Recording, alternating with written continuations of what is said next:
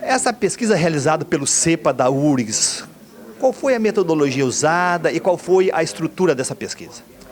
Nós utilizamos para efeitos da avaliação do nível socioeconômico dos produtores de tabaco uma metodologia recente, muito mais robusta do que aquela que nós usávamos até então. Principalmente os pontos-chave aqui estão relacionados à consideração a um número maior de variáveis na avaliação do nível socioeconômico, e não só um número maior de variáveis, como também de elementos relacionados à própria localização geográfica das pessoas. As anteriores não levavam isso em consideração. Por exemplo, media-se o nível socioeconômico de uma pessoa na cidade da mesma forma que se media o nível socioeconômico dele numa região rural, por exemplo.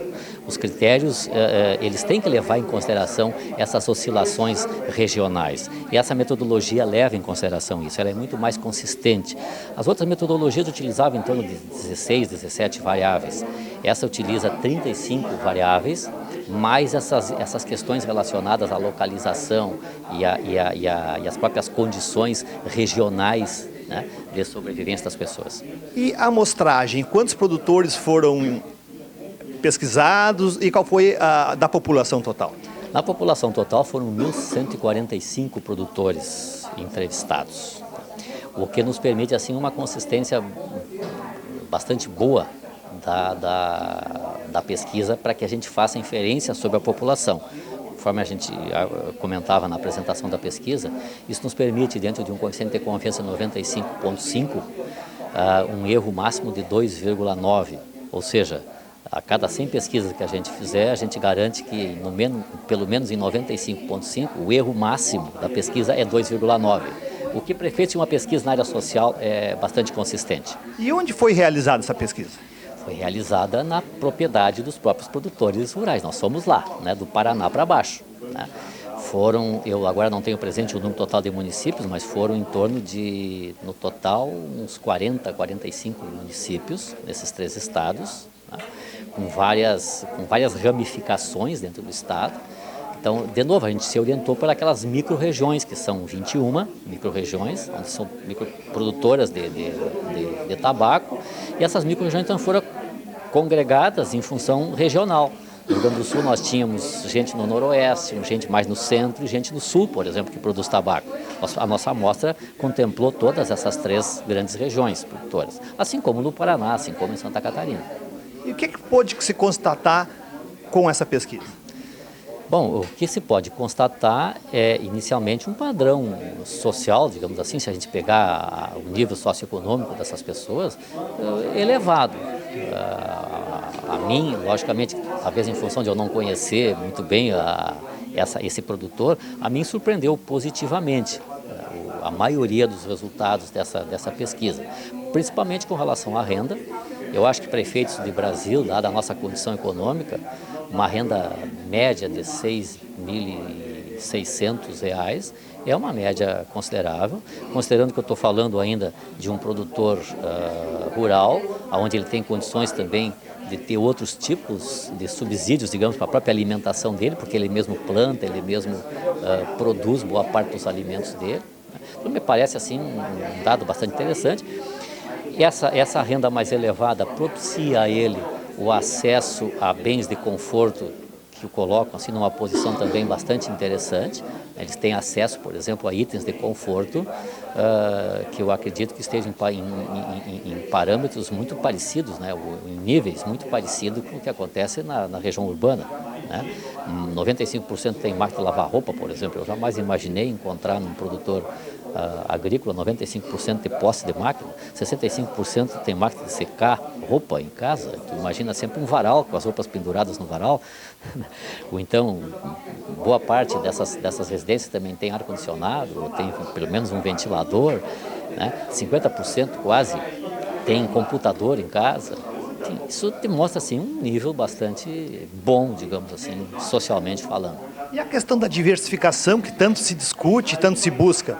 Pois então, você percebe também isso, existe uma diversificação, tanto é que dá para a gente ver claramente aí que com a diversificação o produtor aumenta quase em 50% a renda dele, ou até um pouco mais de 50% a renda dele, né? A renda média só com o tabaco é de 4.600 E quando ele diversifica, ele vai para uma média de 6.600, né? Considerando que se você pegar a diversificação só na área agrícola, essa renda média ainda passa de 7, né? Então me parece que a pesquisa mostra que existe essa diversificação. Qual foi o objetivo dessa pesquisa?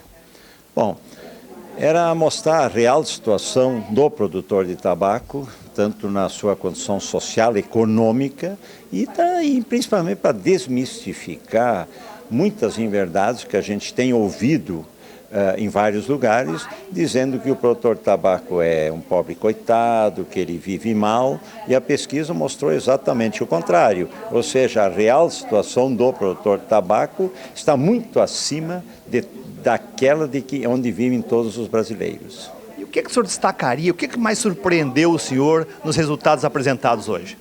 Eu acho que a renda, né? Se nós considerarmos que o produtor de tabaco, 80% estão situados na classe A, B1 e B2, contra 20% dos demais brasileiros, isso realmente chamou muita atenção e mostra como o produtor consegue levar uma vida de qualidade, de bom nível no campo.